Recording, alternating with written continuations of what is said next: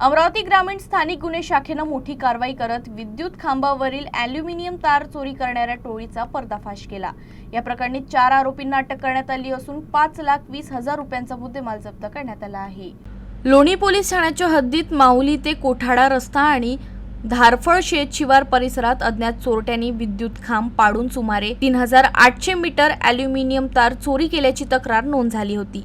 या प्रकरणाचा तपास करताना पोलीस उपनिरीक्षक मूलचंद बांबुरकर आणि त्यांच्या पथकानं गुप्त माहितीच्या आधारे शुभम उताणे याला ताब्यात घेतलं। चौकशीत त्यानं साथीदारांसह गुन्ह्याची कबुली दिली।